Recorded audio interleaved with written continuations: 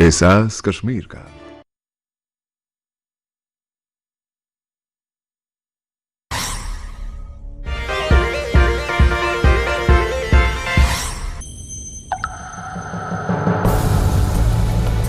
Students, Assalamu alaikum wa rahmatullahi wa barakatuhu. I am Ghulam Hasan War, you know me, and today I am going to discuss one of the topics from grammar, English grammar, and you will find it is not only the grammar part, but mostly we use it in spoken form. That's very important for you, because when we want to speak something, this kind of rule from grammar helps us how to speak English fluently. One thing. Second thing is, if you open your books, see from the very beginning, from the very first page, you will find written words, those words that are written in contracted form, that are written in such a form that when we want to separate them, you will find some different words. And what are these words? How are these pronounced? I am discussing today the same thing before you, and that is contractions. And what are these contractions? Contractions in English are actually the short forms of some words. Generally, we write these with verbs. What do we use there? Especially nouns or pronouns plus verbs. And what verbs, what kind of verbs, that is to be noted here. देखिए, आप छठी जमात के 7th जमात के students हैं, और देखना ये है कि आज का जो ये टॉपिक है आपके लिए कितना आसान है और सबों के लिए बहुत ही ज़रूरी है, बाकी बच्चों के लिए भी। जब भी आपके टीचर, जब भी हम आपको पढ़ाते हैं, तो पहले लेसन से ही आपको बहुत सारे ऐसे वर्ड्स मिलेंगे जो कि पढ़ने में थोड़ा डिफरेंट हैं और लिखने में भी डिफरेंट हैं। ऐसे में जब हम लिखते हैं और पढ़ते हैं तो किस तरह से मिला के कुछ वर्ड्स हम लिखते हैं, तो उन्हीं को हम कंट्रैक्शंस कहते हैं इंग्लिश में। और आपके हमारे 6th क्लास के इंग्लिश और 7th क्लास है इंग्लिश और 8th क्लास के इंग्लिश में हर जगह आपको ये वर्ड्स मिलेंगे। आज हम इन्हीं पर बात करेंगे। Generally here is the formula for that, or the words, what is a contraction or what are contractions. Contractions actually are the short forms of verbs, and you know what are verbs. No doubt there are some main verbs and there are some auxiliary verbs. And here let me give you first mind map, because where do you find, आप कहाँ से इन contractions को पाओगे? तो आपके लिए मैं एक बहुत ही आसान तरीका दूंगा, वो ये है कि कहां से हम इन वर्ड्स को, इन वर्ब्स को लाएंगे। इंग्लिश में आप देखते हैं आपको ऑक्सिलरीज मालूम है। पहले मैं बताऊंगा ऑक्सिलरीज जब हम लिखेंगे तो उनमें क्या है, उनमें एक किस्म है प्राइमरी ऑक्सिलरी, प्राइमरी ऑक्सिलरीज, और दूसरा है किस्म, वो है उसको कहते हैं model auxiliaries. Why do I right here, मैं यहां पर ये क्यों लिखता हूं, क्योंकि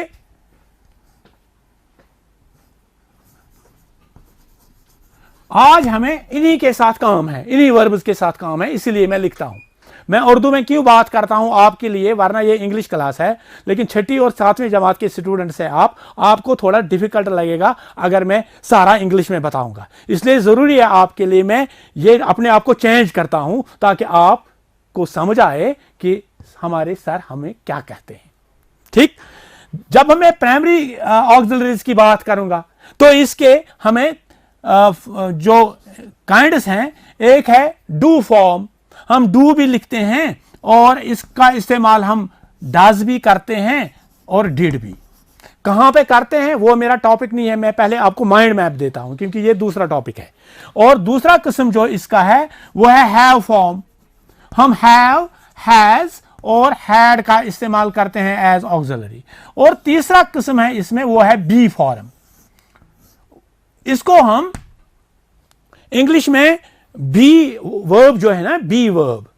और आपको कभी एक आसान सा सेंटेंस मिलता है, मिसाल के तौर पर पहले मैं यही बताऊंगा, he dash be our teacher. Simple sentence, ये देखो कितना आसान सेंटेंस है, he dash be our teacher. आपको लिखा जाता है, ये दिखाया गया होता है कि आप give the correct form of verb given in या fill in the blank with the correct form of verb given in bracket. Bracket में बी लिखा है तो आप ही बी नहीं कहेंगे, ही बीइंग नहीं कहेंगे, ही हैज बीन नहीं कहेंगे, लेकिन कभी सिचुएशन में ऐसा आ सकता है। लेकिन यहां पे देखो बी फॉर्म मैंने लिखा, सिंपली हम इज का इस्तेमाल कर सकते हैं या वॉज का। Why so? As per the situation, क्योंकि बी इंग्लिश में एक ऐसा फॉर्म है, ऐसा वर्ब है जिसके अपने 7 फॉर्म से, अपने और इंक्लूडिंग बी, ये 8 होते हैं। बी यहां पर is, am, are, was, were, been and being, ये बी के फॉर्म्स हैं। चलो, मुझे नॉन फाइनाइट फाइनाइट के साथ कोई गर्ज नहीं है यहां पे, हालांकि मैंने ये सर्कल किया है इसको। ये मैंने क्यों लिया है, ये इंग्लिश में 14 वर्ब्स हैं जो ऑक्सिलरीज ये हैं, 1 2 3 4 5 6 7 8 9 10 11 12 13 और बी 14। इसी तरह मॉडल का हम जब इस्तेमाल करेंगे, इस्तेमाल का नहीं, मैं फिलहाल आपके लिए ये माइंड मैप देता हूं।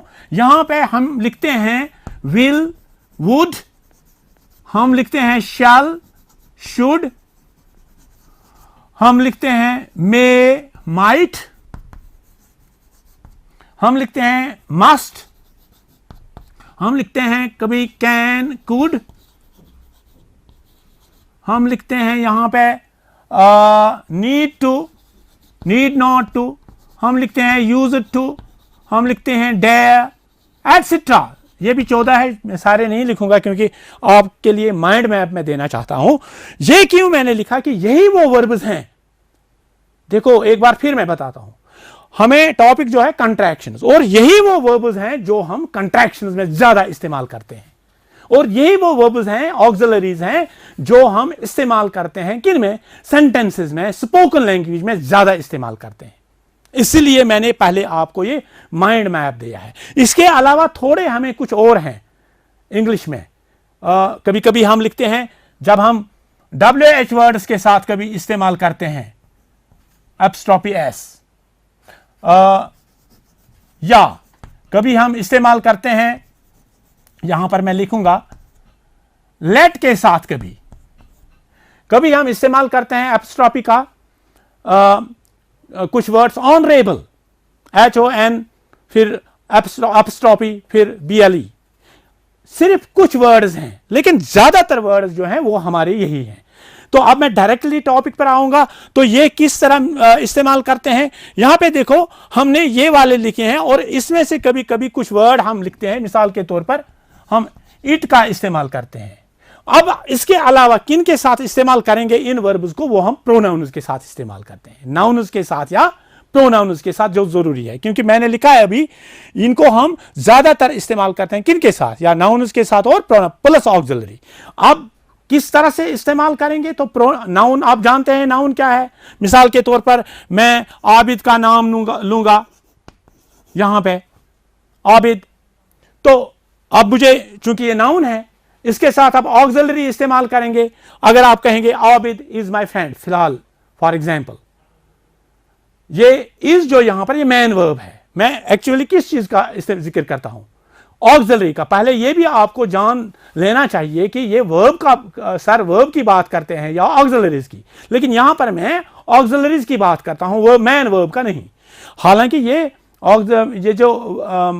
ये मैंने कंट्रैक्शंस दिया है, ये वर्ब्स दिए हैं, वाई इनको ऑक्सिलरीज हम कहते हैं, ये इसीलिए मैंने कहा क्योंकि ये हम एज मैन वर्ब भी इस्तेमाल कर सकते हैं जब उस वक्त सेंटेंस में कोई वर्ब नहीं होता है। मिसाल के तौर पर Abid eats an apple, for example, वहां पर ईट्स वर्ब है, Abid is eating an apple, वहां पर इज ईटिंग, इज जो है ये ऑक्सिलरी है, ये इस वर्ब को प्रेजेंट कंटिन्यूअस बनाने में मदद करता है, इसीलिए इसको ऑक्सिलरी वर्ब कहते हैं। तो आज हम इन्हीं ऑक्सिलरीज के कंट्रैक्शंस पढ़ेंगे। तो किन के साथ हम इनको कंट्रैक्ट करते हैं, शाबाश, नाउन्स के साथ और प्रोनाउन्स के साथ। अब जब मैं प्रोनाउन्स की बात करता हूं तो ये पहले ये ऑक्सिलरीज आपके माइंड में रहे हैं। ठीक, अब देखो किस तरह से प्रोनाउंस के साथ हम इन सारों को इस्तेमाल करेंगे।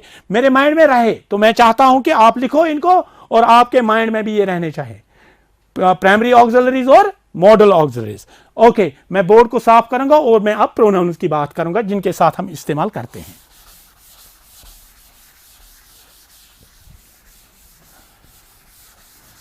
देखिए बेटे, यहां पे क्या है, मिसाल के तौर पर हम कभी ऐसे एप्स्ट्रॉपी इसको हम कहते हैं, इस कामा को, ये कामा नहीं है बल्कि जनरली हम पंक्चुएशन में इस्तेमाल करते हैं इसको अपोस्ट्रॉपी एक्चुअली करेक्ट प्रोनाउंसिएशन है, लिखते हैं। मिसाल के तौर पर मैं लिखूंगा, मैंने क्या लिखा, एम, तो ये एम जो है अगर ये शॉर्ट फॉर्म है इसका, ये क्या है, एम, और इसको किस प्रोनाउन के साथ इस्तेमाल करते हैं हम, गुड, आई के साथ। सो अगर आप मुझे लिखना है ऐसे, so it means I am.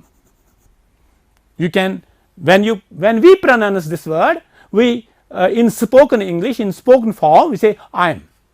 तो am नहीं पढ़ते हैं। Now I'll write here like this. ये देखो, ये s जो है, if I write it like this, it apostrophe, अब मैं कामा पढ़ूंगा फिलहाल आपके लिए, so it is pronounced as its. When you find it like this, it is its. मगर when you find it, जब आप देखोगे इसे इस तरह, तो इसका माने अब अलग है, इसका माने है it is और इसका माने है it has, as per the sentence there, because you can find it. For example, I'll write a sentence here, it's time for learning. See the sentence here, it means it is, it's time for learning. What is its meaning now? It is. Now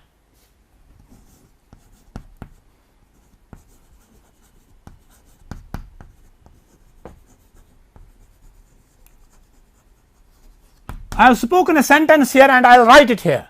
Now see, it's time for learning. Here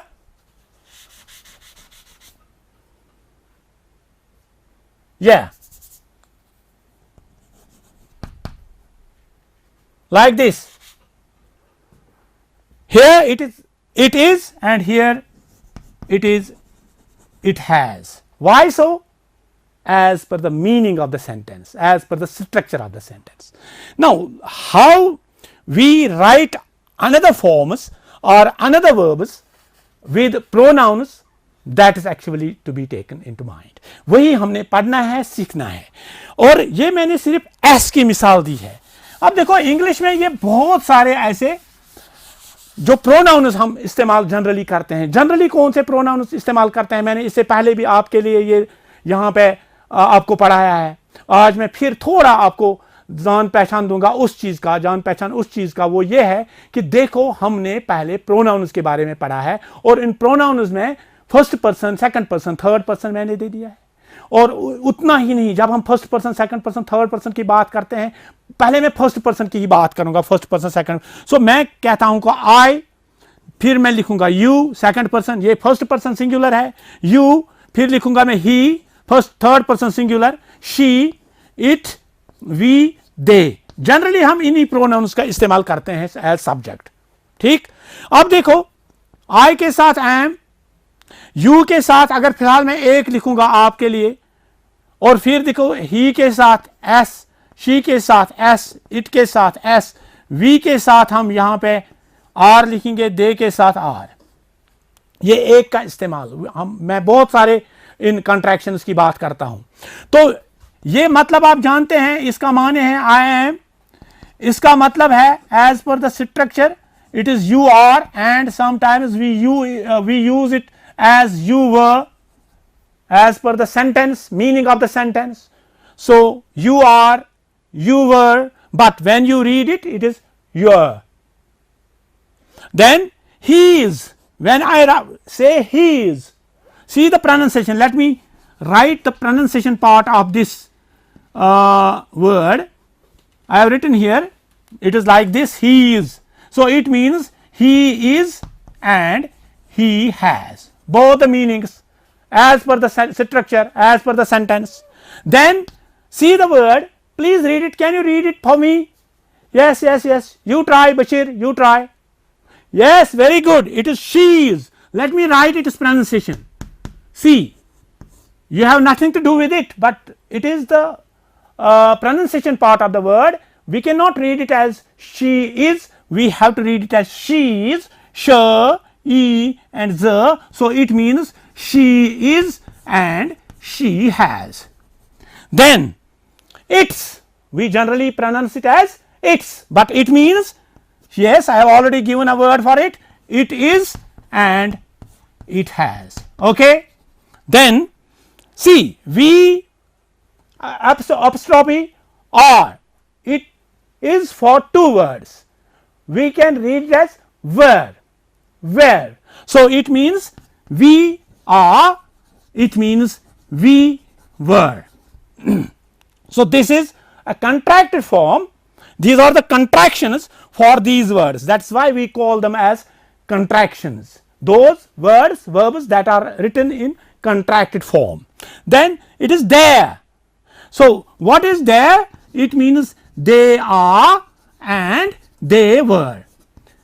So जब आप अपने sentences को देखते हैं अपने किताब पे, देखना है कि ये sentences past में लिखे हैं, क्योंकि थोड़ा आपको इस tense के बारे में मालूम होगा कि ये पास्ट में लिखता, ये किताब लिखी हुई है, ये लेसन लिखा हुआ है, सेंटेंस लिखा है, या प्रेजेंट में. अगर प्रेजेंट में तो मतलब है इसका दे आर, अगर पास्ट में तो इसका मतलब है they were. Okay. Then sometimes we write see this comma d, apostrophe d, I can say comma, or I can say actually this is apostrophe. Okay, apostrophe d, it stands for two words. दो के लिए हम इसको इस्तेमाल करते हैं बेटे, एक वुड के लिए और दूसरा हैड के लिए, कभी डू और डिड के लिए नहीं, जो कि कुछ बच्चे सोचते हैं, कुछ टीचर्स भी सोचते हैं. डू और डिड के लिए किसी भी हालत में नहीं. We use it for two words. For what are these two words? Yes, ये वुड है और हैड है. For example let me write this D for with pronouns or with nouns. Here pronouns, read this word I comma d. Yes, can you? It is not I would, it is I'd. I write a word here for you, EYED. जरा आप ये पढ़ सकते हैं बेटे, शाबाश. Yes, it is I'd, but I have written it in brackets. Why so? Because it is pronounced like that. आइड, जिस तरह आप आइड पढ़ते हैं, इसीलिए मैंने यहां पे लिखा है, इसका मतलब आइड नहीं है, बल्कि इस तरह पढ़ते हैं हम. सो अब किस तरह से हम ये किसके लिए हम इस्तेमाल करेंगे? आई वुड बी और आई हैड बी. अब यहां पर एक बहुत बड़ा मसला है हमारे लिए, हमारे बच्चों के लिए, आपके लिए, और कभी टीचर्स भी परेशान होते हैं कि यहां पर हैड है या वुड है. तो जब भी हम मॉडल ऑक्सिलरीज को, अभी मैंने मॉडल ऑक्सिलरीज की लिस्ट दी है, उनके साथ हमेशा हम फर्स्ट फॉर्म का वर्ब इस्तेमाल करते हैं, first form of verb. Suppose मैं लिखूंगा यहां पर आई कामा डी, अभी जो कंट्रैक्शन में लिखे. So let me write it in full form. I'd go, it means I would go. I'd go, it means I would go. Now what is the third form of go? Second form is went, and third form of verb, that means past participle, is gone. Whenever we write use this third form of verb, you find that there is a third form of verb used in a sentence. तो उस वक्त ये D का मतलब would नहीं है, इसका मतलब है उस वक्त had. For example, if I write here यहाँ पे I would go, sorry मुझे ऐसे लिखना था, I'd go, so it means I'd go. Then I'd gone, gone. So I have used here third form of verb. What is this now? Not I would gone, no, it is I'd gone, that means I had gone is equal to I had gone. Okay. Now, it is clear that we pronounce it I'd, but it stands for would and had, and when it is past written in past participle form of verb, it is then had. When it is first form of verb, then it is what I say, it is would. Clear? Now, there are, we can use this the with D with other pronouns, like, let me tell you, let us do it one by one. See, you apostrophe D, he apostrophe D, she comma D, okay, I will just speak here comma, then it, D, they comma D. Why I write this here? Because open your books and see, you will find many words written like this.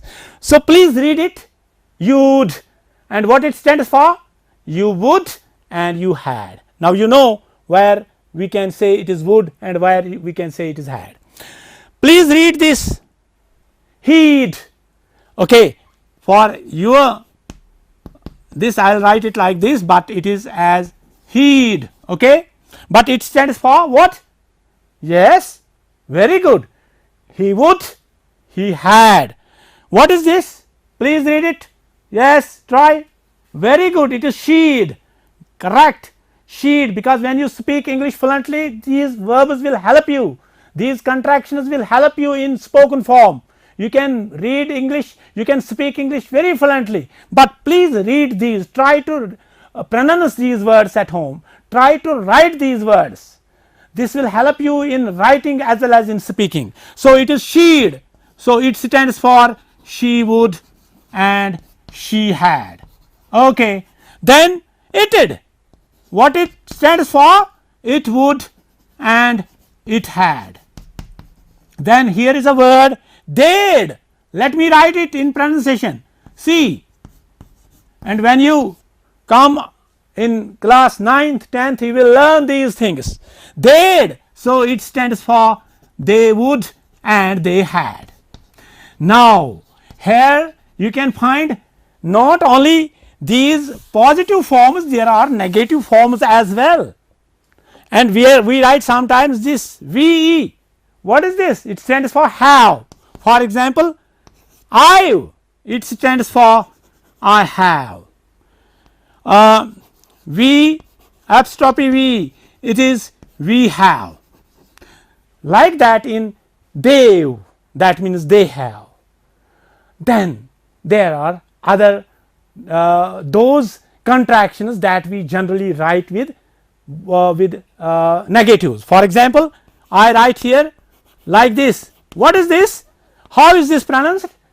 Correct, it is isn't, and it stands for is not. And here is generally you will find this am not, not amn't. For example, I, and you will find it like this, then not. Generally these contractions or when we talk about negative, जब हम negative की बात करते हैं तो negative में क्या कहते हैं? Negative हम जो verbs हो not उसी के साथ हम join करते हैं, contract करते हैं, लेकिन am जो है am not ये अलग है. और जब हम बात करते हैं कभी फिर उन question tags की, aren't, for example we write sometimes like this, aren't, it means are not, and we cannot say amn't I, we can say aren't I. This is in English, there are exceptions. Now, let me talk about other these. See, hasn't, okay, it means has not. Then there is hadn't, it means had not. Now, let me tell you, because I have given you the mind map, just when I talk about primary auxiliaries, there do, does and did. When we add not with it, it becomes don't. When we add not with what, does, उसके साथ क्या बनता है? Doesn't, and we write it like this, doesn't. So, ओ के बजाय हम, आपके लिए बिल्कुल इजी तरीका, ओ के बजाय हम कामा डालते हैं, ये एप्स्ट्रॉफी डालते हैं और इनको हम मिलाते हैं। सिर्फ एक वर्ड है जिनके साथ ये हम कंबाइन नहीं कर सकते। मिसाल के तौर पर मैं लिखूंगा, मुझे कैन नॉट लिखना है और उसका हम कांट लिखेंगे। जरा आपके लिए मैं दो वर्ड्स बताऊंगा, मैं बताऊंगा, आप इनको, इनके मॉडल्स भी इसके साथ आते हैं। जरा मुझे बताइए पहले विल नॉट का, विल नॉट का, यस, नहीं, विलंट नहीं आएगा। अच्छा, शैल नॉट का, अरे नहीं, शैलेंट नहीं आएगा, इसका वोंट आएगा। क्या आएगा? विल नॉट का क्या आएगा? वोंट। और शैल नॉट का आएगा shunt. So let me complete it. Shall not का शंट, विल नॉट का वोंट, वुड नॉट का वुडंट, और शुड नॉट का शुडंट, इसी डेयर नॉट का डेंट, नीड नॉट का नीडंट। इसी तरह जो हमारे बाकी हैव नॉट का हैवंट, हैज नॉट का हैजंट, हैड नॉट का hadn't.